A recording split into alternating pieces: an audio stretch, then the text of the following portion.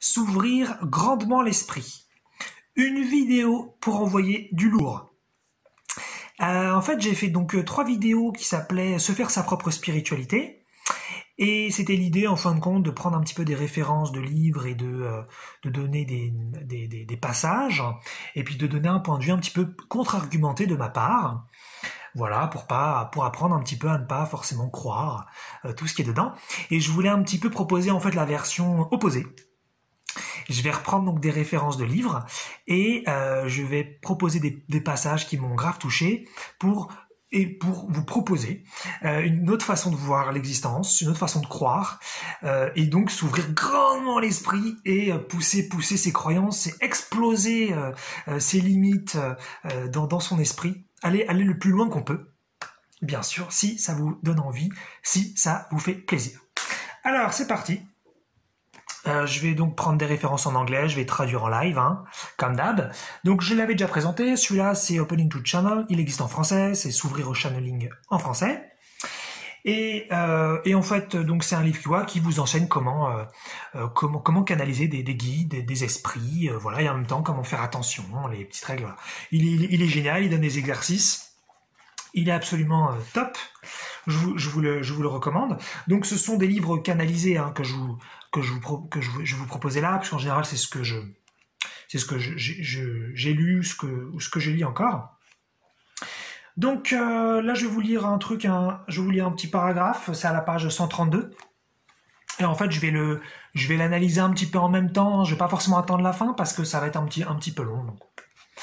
Vous allez voir, ça va être complètement dingue. Accrochez-vous. Alors là, on est sur quelqu'un qui, en fait, il est en train de parler de sa découverte de canalisation avec son guide, mais là, il est encore à un stade avant où il n'a pas encore découvert son guide, et donc il explique simplement des phénomènes qui lui arrivent, des trucs voilà. Donc il est pré-croyance de canalisation. Il sait même pas si ça existe encore à ce stade-là. Et c'est quelqu'un qui était un coureur. Voilà, donc c'est important pour ce que je vais dire.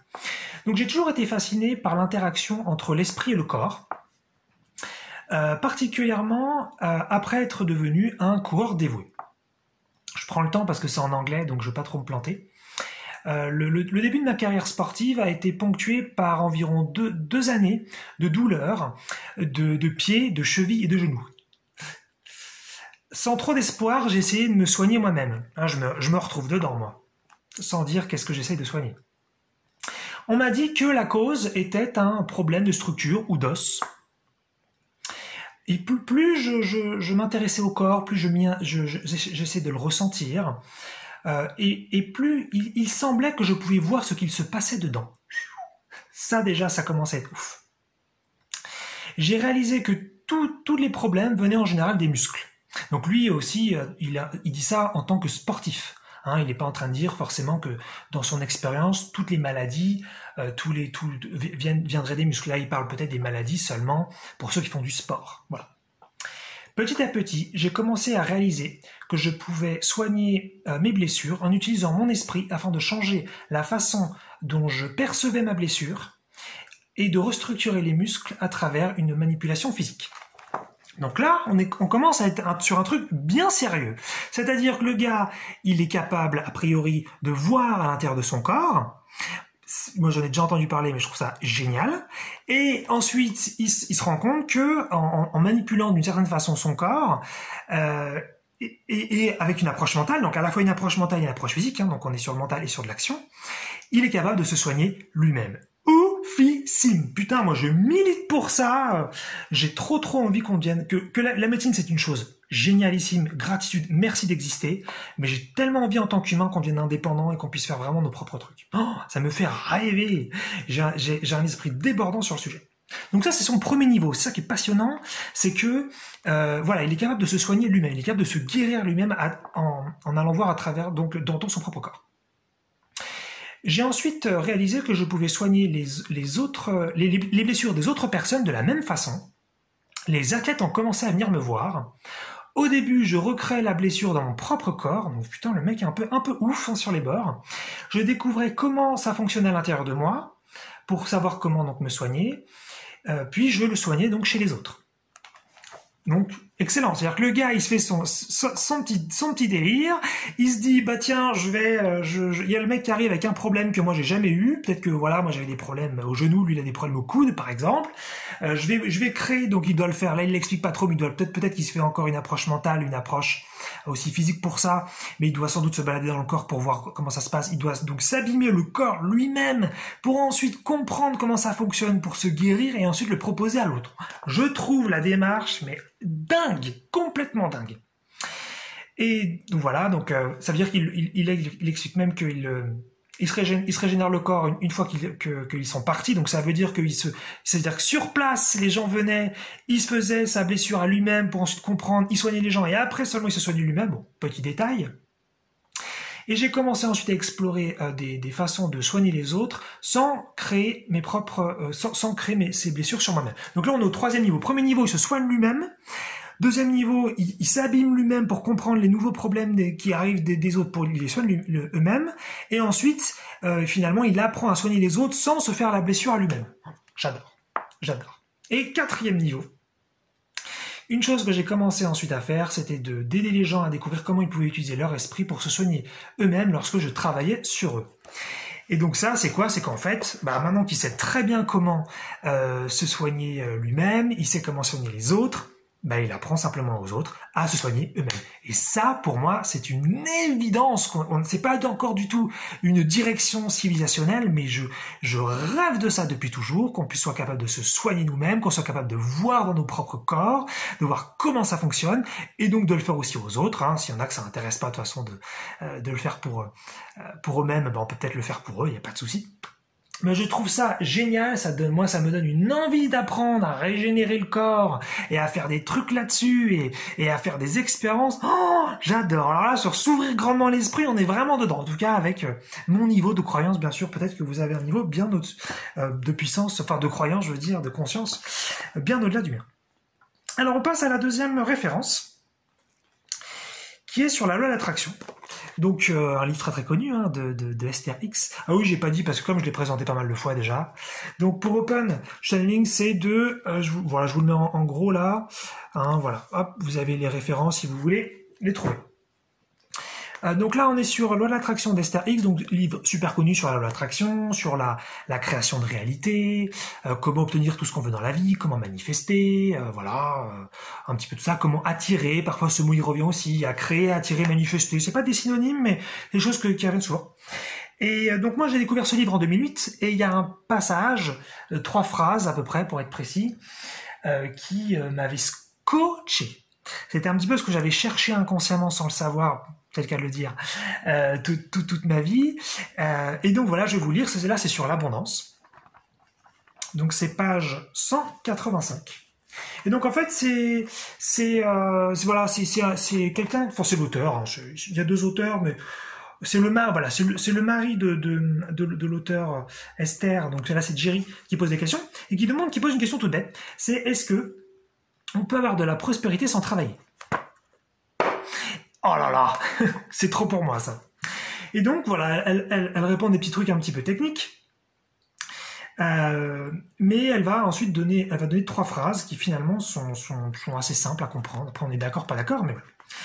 Si vous voulez la prospérité, et que vous croyez que cela demande des efforts, et que vous êtes prêt à fournir ces efforts, il n'y a aucune contradiction, et vous serez prospère.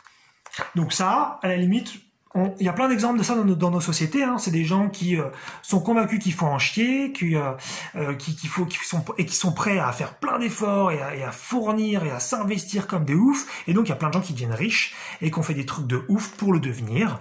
Voilà, et on a plein d'exemples de ça, donc ça semble effectivement pertinent. Deuxième exemple, ou deuxième proposition. Si vous souhaitez la prospérité et que vous croyez que cela demande des efforts, mais que vous détestez les efforts, ça c'est mon cas, il y a une contradiction dans votre façon de penser, et non seulement vous aurez des problèmes pour faire ces efforts, mais même si vous en faites, cela ne sera pas productif. Et ça, moi je l'ai pas mal vérifié, Parfois je me suis vachement bougé pour gagner de l'argent sur certains sujets, je veux dire dans certains domaines, Comme je déteste finalement aller contre moi et je déteste faire des efforts, mais je pense qu'il y a des parties de moi qui croient encore avec toute la culture qu'on a du sacrifice, du péché, du devoir gagner sa vie, du devoir mériter son existence, voilà, ça donne pas de résultat. Donc ça, hein, c'est vraiment un truc qui est, voilà, mais moi je pense que je tombe plutôt dans cette catégorie-là. Troisième proposition, et c'est celle-là qui m'avait fait halluciner et que j'avais fait « Ah, mais c'est ce que je veux, c'est trop bien !» Si vous voulez la prospérité, et que vous croyez que vous la méritez, et que vous attendez à ce qu'elle vienne à vous juste parce que vous la voulez, il n'y a aucune contradiction dans votre façon de penser, et la prospérité viendra. Là, j'ai fait « Ah, c'est ça que je veux !» Alors là, évidemment, il y a a priori une énorme pensée collective, une énorme, je dirais, pensée sociétale qui va moquer cette idée. Et elle fait aussi partie de moi et elle fait partie sans doute de beaucoup d'entre nous. Hein, puisque voilà, comme je l'ai dit juste avant, voilà, on a une énorme culture du sacrifice, de l'effort. On éduque encore nos enfants à penser qu'il faut gagner nos vies, que nous ne naissons pas avec une légitimité, nous ne naissons pas avec un mérite de naissance. Hein, on a encore énormément cette culture-là. On n'est pas du tout intéressé en tant que société pour se diriger, hein, pas pour du jour au lendemain, mais pour se diriger vers une abondance pour tous et puis une société sans travail ou avec très très peu de travail.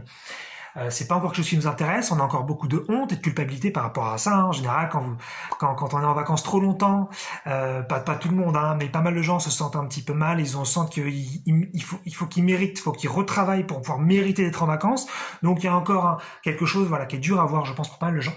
Mais moi, c'est vraiment ma conception des choses, l'abondance sans effort. C'est notre droit divin. Donc là, c'est une entité qui parle, hein, voilà, c'est une croyance proposée.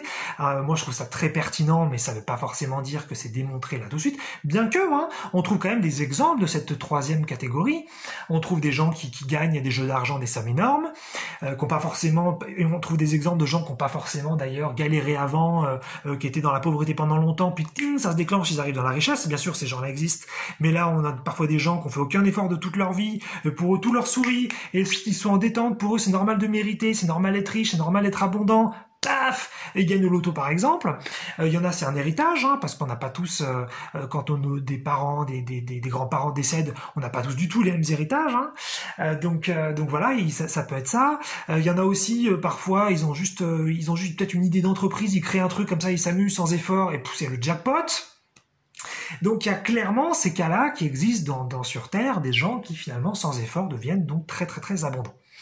Hein, donc on pourrait éventuellement penser qu'en étudiant ces cas, on va découvrir qu'effectivement ils n'avaient pas de contradiction interne et qu'ils ne croyaient pas forcément dans le culte de l'effort, dans le culte de la peine, dans la souffrance pour pouvoir mériter et en l'occurrence devenir riche. Pour autant, il faudrait pouvoir effectivement bien le vérifier et bien le démontrer, j'en conviens. Mais en tout cas, j'adore cette idée, je trouve que l'abondance sans effort, c'est une croyance merveilleuse pour vraiment s'ouvrir donc énormément l'esprit.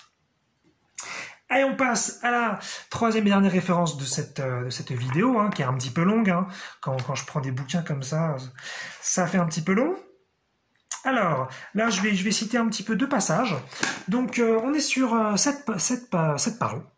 Hein, moi je les lis en anglais, mais ils existent tous en français. Là, les trois que je vous ai présentés existent en français, de Jane Roberts.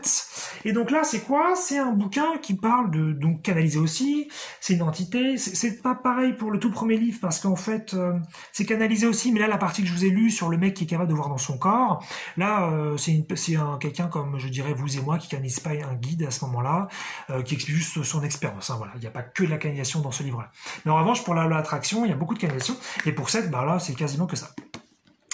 Et en fait, donc là, ça parle de plein de choses métaphysiques, sur le psychisme, sur la temporalité, sur la création de réalité, sur le fondement même des atomes, de l'histoire aussi. Ça parle de plein de sujets. Moi, je trouve ça absolument génial. Et donc voilà, comme il y a plein de thèmes, finalement, je peux faire plein de vidéos sur ce bouquin, mais parce que je l'avais déjà cité dans pas mal de vidéos, enfin pas mal, quelques-unes en tout cas. Et là, en fait, donc je vais vous parler en fait de civilisations qui sont venues avant la nôtre. Donc là, Seth lui parle des Luminians en anglais, peut-être que c'est les Lémuriens en français, je crois que c'est ça. Donc c'est une civilisation qui est apparemment venue avant les Atlantes, donc sachant que les Atlantes c'est encore pas une une civilisation reconnue officiellement. Et donc ça va être pareil pour les Lémuriens. Alors on est sur des civilisations qui sont venues avant, c'est-à-dire qui ont atteint des niveaux technologiques similaires aux nôtres, qui ont disparu pour X raisons, dans lesquelles je ne vais pas entrer maintenant. Et ensuite donc on est revenu il y avait plus personne, et après ça recommence, et des nouvelles civilisations sur Terre. Donc voilà, ça nous permet aussi de sortir un petit peu de cette croyance, ou de cette conception, vraie ou fausse, que forcément nous, on découle d'une seule civilisation finalement sur Terre. Non, il y en a eu d'autres avant, qui se sont éteintes, et après donc il y en a eu d'autres. Et là donc il parle des Lémuriens. Et j'ai toujours, voilà, petite parenthèse, toujours intéressant, je pense aussi d'aller chercher de l'information historique dans la canalisation, même si elle n'est pas encore peut-être un stade officiel ou encore ultra démontrable, je suis tout à fait d'accord, mais il faut, je pense, ne pas s'arrêter seulement au consensus, ça pourrait être le consensus scientifique, le consensus historien, le consensus archéologique ou des choses de ce type-là, parce que c'est encore des dogmes pour moi, ils ont, je pense, beaucoup apporté et c'est génial et merci, mais il y a d'autres approches pour avoir de l'information. Et là, voilà, ce ne sont pas les seuls. C'est bien sûr ma façon de voir les choses. Même si là, je dis les choses de façon un petit peu peut-être forte, il n'y a pas de souci, hein, ce n'est qu'un point de vue. Et donc là, en fait, il parle des Lémuriens, et il parle donc d'une civilisation qui a pris une direction différente. Nous, on a pris un petit peu on a pris par exemple la direction scientifique. On aurait pu prendre la direction de la magie. On aurait pu prendre la direction des deux. On aurait pu prendre la direction de plein d'autres choses. Donc, chaque civilisation choisit aussi un petit peu sa direction. Je trouve ça super intéressant de penser comme ça, parce que ça nous sort un petit peu c'est la seule bonne façon de vivre et la seule bonne façon de progresser en tant que peuple, en tant qu'espèce sur cette planète. Et là, en fait, il parle donc d'une civilisation qui a développé la technologie du son. Donc nous, le son, on l'a développé un petit peu. On a fait des musiques, on l'a utilisé, je sais pas, pour se signaler en voiture. On l'utilise dans beaucoup de choses digitales. On l'utilise on a développé le langage. Donc on a bien sûr une certaine technologie du son. Mais eux, apparemment, les Lémuriens, ils sont allés donc super loin sur le son. Et c'est vraiment, ils sont allés très tard. Donc là, je vous dis juste une petite phrase qui est entre la page 213 et la page 214. Et donc ça dit, le son était utilisé de façon très efficiente, non seulement pour soigner et pour faire la guerre, hein, puisque nous, effectivement, on pourrait avoir aujourd'hui de la musicothérapie et des choses un petit peu soft comme ça et très sympathiques, hein, mais eux, apparemment, c'est quelque chose de très profond qu'ils ont développé. Même pour faire la guerre, ça veut dire qu'ils avaient dû développer des technologies, parce qu'on a une époque de violence, hein. Ils avaient dû développer des armes, enfin, des trucs hyper sophistiqués sur le son que nous, on n'arrive pas encore trop à imaginer. Mais aussi, pour donner du pouvoir et de l'énergie aux moyens de locomotion. Donc ça veut dire que nous on utilise l'électricité, le pétrole ou d'autres choses peut-être qui sont pas loin, mais eux ils utilisaient le son. C'est hallucinant comme façon de penser. J'adore lire ce genre de truc. Ça nous sort vraiment d'une conception du monde qui est voilà la seule façon de mettre de l'énergie dans de la matière. Et donc c'est comme ça qu'ils étaient capables de faire bouger la matière. Donc c'est-à-dire au sens comme nous on fait bouger une voiture, quoi. Le son était un vecteur de poids et de masse. Donc voilà, déjà, première chose que je voulais vous partager là-dessus, sur cette civilisation dont parle Seth. C'est dingue, quoi. C'est-à-dire que eux, ils ont pris une direction. Voilà, on va développer le son et on va se baser là-dessus pour développer des technologies de puissance, d'énergie, voilà, pour notre quotidien. Mais je trouve ça trop génial. Et c'est trop un truc qu'on aurait pu faire d'ailleurs en complément. C'est pas forcément quelque chose pour remplacer. C'est-à-dire que nous, on s'est dit pétrole, électricité ou d'autres trucs que je connais pas forcément, peut-être nucléaire ou je sais pas quoi. Et eux se sont dit nous c'est le son. Je trouve ça trop bien parce que vraiment ça casse, mais dans le bon sens du terme, hein. Il y a pas besoin de casser au sens négatif, mais ça casse vraiment les conceptions qu'on a nous les humains contemporains là de l'année 2021, puisque je l'ai fait cette année-là cette vidéo, et voilà, ça nous ouvre à autre chose, même si bien sûr c'est abstrait, mais on pourrait imaginer qu'on développe quelque chose de similaire en plusieurs dizaines d'années si tant est que ça nous intéresse. Et donc quelques pages plus loin, à la page 220, il continue de dire des choses sur le son. Et là, il va parler d'art. Et alors là, moi, ça m'avait scotché. Et il explique, en considérant par exemple quelque chose de très simple. Mettons un dessin d'animal. Donc ça veut dire par exemple, nous on pourrait prendre une image, hein, c'est la même chose, vous prenez sur Google une image d'ours, une image d'éléphant, une image de chat, peu importe. Vous percevrez simplement un objet visuel. Et effectivement, c'est le cas. Si vous prenez donc une image, comme je vous dis, sur Google d'un animal, qu'est-ce que vous voyez? Vous voyez un animal, vous avez une information visuelle. Ce qui est bien sûr très intéressant. Hein. Donc super, gratitude aussi à ça, gratitude à nos yeux, gratitude à Google en l'occurrence. Et puis voilà, la possibilité de voir des choses et de pouvoir interpréter donc avec nos yeux donc des images. Donc, super. Mais eux, c'était des grands synthétiseurs.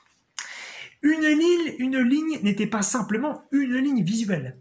Mais en prenant en compte toute une infinité de variétés, de distinctions et de divisions, cela représentait aussi un son qui se transcrivait automatiquement.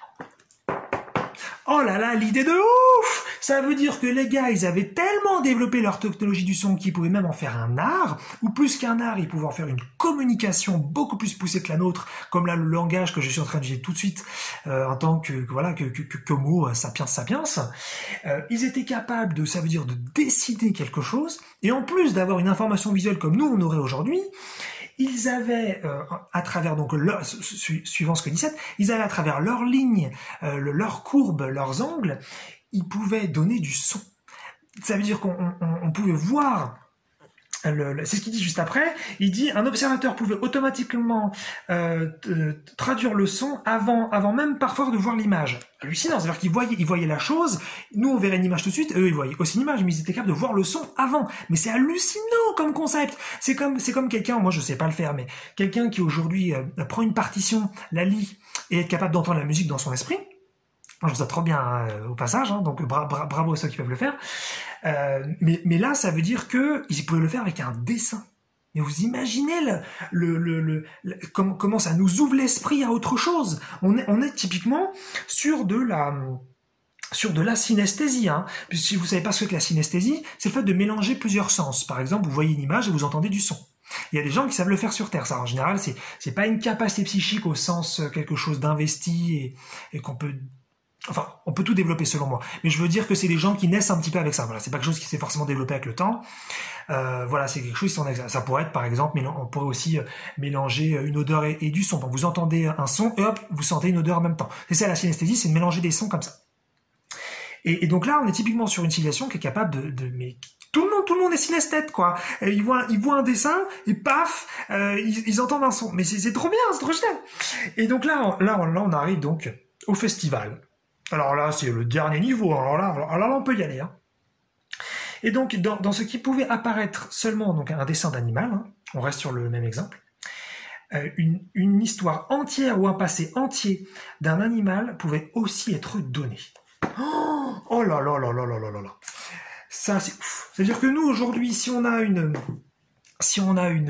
voilà, on prend une image, on prend une photo, on peut éventuellement parfois, sur certaines photos, pas toutes, hein, mais conclure d'un passé proche ou d'un futur proche. Si vous voyez quelqu'un qui est en train d'agir dans une image, vous pouvez essayer de comprendre peut-être qu'est-ce qu'il faisait quelques secondes, voire quelques minutes avant, et qu'est-ce qu'il pourrait faire quelques secondes, quelques minutes après. C'est pas toujours le cas, mais voilà. Donc on peut avoir éventuellement un petit peu d'infos là-dessus.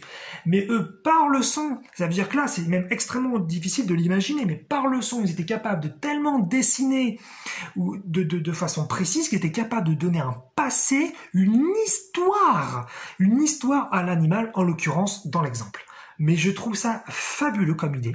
Je trouve ça trop bien qu'en tant que civilisation on puisse aller dans cette direction-là, qu'on devienne tous des synesthètes. Alors, de toute façon, moi je suis pour liberté pour tous, abondance pour tous, capacité psychique pour tous, dans la seule condition bien sûr que ça nous plaise, que ça nous donne envie, qu'on a envie d'être libre, hein, et qu'on sorte du péché, qu'on sorte du conditionnel, hein, qui se retrouve partout dans notre société. Mais voilà, et donc voilà. Donc, Franchement, quand j'avais lu ça la première fois, donc dans cette parle, j'avais trouvé ça mais tellement beau. Même si on est dans de l'abstrait, c'est pas grave.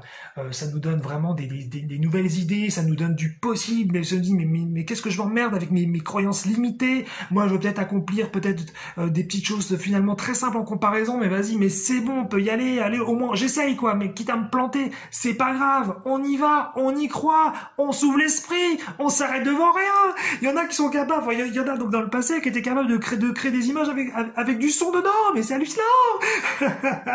Bref, voilà. C'était une magnifique vidéo sur, donc voilà, sur l'esprit qui s'ouvre grandement, en tout cas, si bien sûr vous partagez un petit peu cette approche.